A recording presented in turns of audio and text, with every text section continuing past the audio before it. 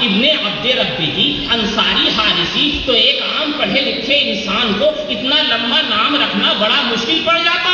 اب یہ میرے حضرت کی جدت فکر دیکھو، یہاں پر میرے حضرت کی جدت فکر دیکھو، نیا اسلوب انداز بیان دیکھو کہ حضرت شیخ الاسلام نے صاحب تفسیر اشرفی نے صرف 2 جملے کہے اور 2 جملوں میں ایسی بات بیان کر دی۔ فرماتے ہیں صاحب اذان مستجاب الدعوات عبداللہ انصاری، جب میں اس کو دیکھا تو میں کھڑک اٹھا، اس لیے کہ 514 اباجلہ کرام کے اندر ایسے مستجاب الدعوات عبداللہ انصاری کوئی ہے ہی نہیں جو صاحب اذان بھی ہو۔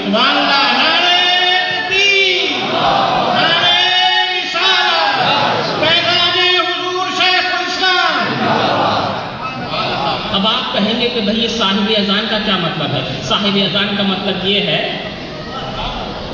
صاحب اذان کا مطلب یہ ہے کہ جن کو خواب میں اذان دکھائی دی تھی اور ان کی خواب کی تصدیق کرتے ہوئے حضور نے کہا تھا کہ ہر اذان سے پہلے اذان دی جائے، چنانچہ آج تک اذان مشروع ہے۔ سبحان اللہ، یہ صاحب اذان۔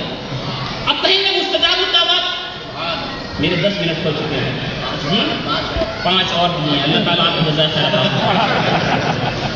جی۔ آپ کہیں گے کہ مستجاب الدعوات، اے عاشق، اپنے دل کے دھڑکن کے اندر عشق و محبت کی لہر محسوس کرنے والے، عشق کسے کہتے ہیں؟ عبداللہ ابن زید انصاری سے پوچھ۔ مستجاب الدعوات تو اور بھی صحابہ کرام ہیں، لیکن استجابت دعا کا جو منظر مجھے عبداللہ ابن زید انصاری حارثی رضی اللہ تعالیٰ عنہ کی یہاں پر نظر آتا ہے، وہ وجدان پیدا کر دیتا ہے، ایک کیفیت طاری ہو جاتی ہے۔ یہ عبداللہ انصاری رضی اللہ تعالیٰ نے ان کی دعا، ان کا رب کس طرح سے قبول کرتا تھا۔ جب نبی کریم صلی اللہ علیہ وسلم کا وصال ہوا، ان کو اپنے حبیب سے، اپنے رسول سے، اپنے نبی سے ایسی سچی محبت تھی، جب ان کو پتا چلا کہ میرے حبیب اب دنیا میں تشریف فرما نہیں ہے، وہ اپنے رب سے جا ملے ہیں، رب کائنات کی بارگاہ میں ہاتھ اٹھائے اور عرض کیا، پروردگارا، یہ آنکھ جو روز تیرے حبیب کا دیدار کرنے کے لیے تڑپا کرتی تھی، آج وہ یہاں موجود نہیں ہے، پروردگارا، اب میں اپنی اس آنکھ سے رسول کے علاوہ کسی اور کو دیکھنا ہی نہیں چاہتا۔ نعرہ تکبیر، نعرہ رسالت، جشن اعظم۔ عرض کیا، پروردگارا، میری آنکھ نابینا کر دے، اس لیے کہ اب اس کے بعد کسی اور کو میں دیکھنا ہی نہیں چاہتا۔ یہ زبان سے نکلا تھا، فوراً آنکھ کی روشنی ختم ہو گئی۔ میرے شیخ نے مستجاب الدعوات کہہ کر کے اتنے لمبے واقعے کی طرف اشارہ کیا، سبحان اللہ، صاحب اذان کہہ کر کے ایک دوسرے واقعے کی طرف اشارہ کیا ہے۔ یہ 2 عظیم عظیم واقعہ صرف 2 جملے 2 لفظوں کے اندر بیان کر دینا، بتاؤ یہ علم کے میدان میں کرامت نہیں تو اور کیا؟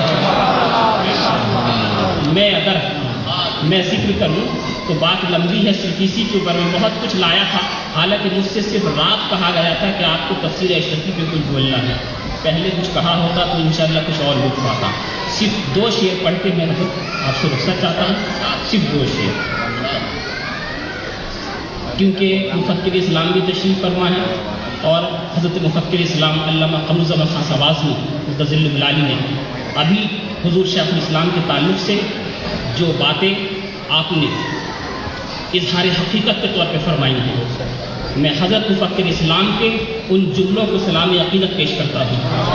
آپ نے بروقت بے جھجک بہت اچھی بات بیان فرمائی اور حقانیت کی عکاسی کرتے ہوئے بیان فرمائی، اور دیگر حضرات کرام بھی تشریف فرما ہے۔ صرف 2 شعر پڑھ کے میں رخصت ہوتا ہوں۔ شیخ الاسلام کے لیے اگرچہ غازی ملت کے لیے بھی ہے میرے پاس، لیکن انشاءاللہ پھر بعد میں کبھی۔ فطرت نے، اے میرے شیخ، فطرت نے تجھے دیدۂ بینا بخشا، فطرت نے تجھے دیدۂ بینا بخشا، احساس غم ملت بیضا بخشا، احساس غم ملت بیضا بخشا، اور اس سے بڑی دولت عظمیٰ کیا ہے، حسنین کی نیابت کا خزانہ بخشا۔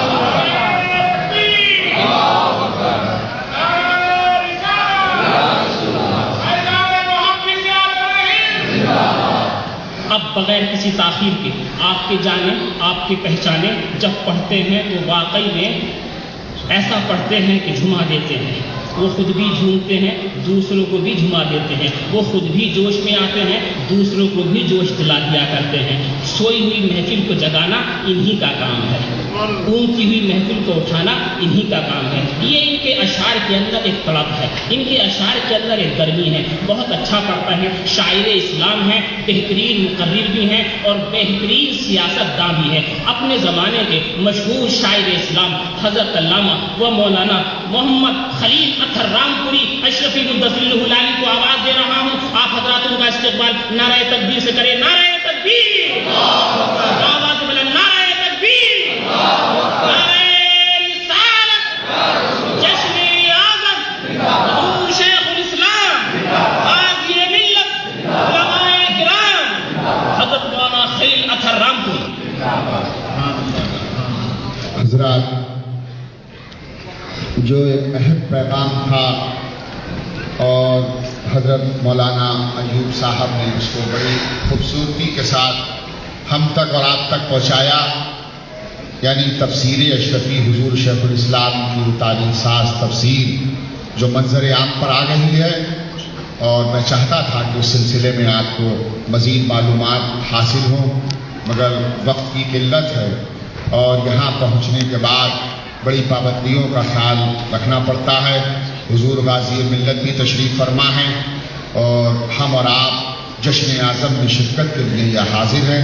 میں چونکہ اپنے وقت میں سے جو میرے پاس 30 منٹ تھے، میں اس میں سے میں نے مولانا اپنے ایوب صاحب کو دیے ہیں۔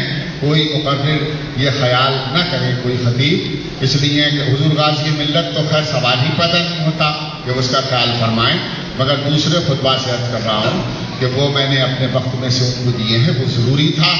اور چونکہ کافی دیر سے صرف تقریریں ہی سماعت فرما رہے ہیں آپ، اس لیے 2 شعر نعت پاک کے اور 5 شعر بارگاہ مخدوم اشرف میں پیش کر رہا ہوں۔ مولانا وقت کم ہے، بآواز بلند درود پاک پڑھ لیں آپ حضرات۔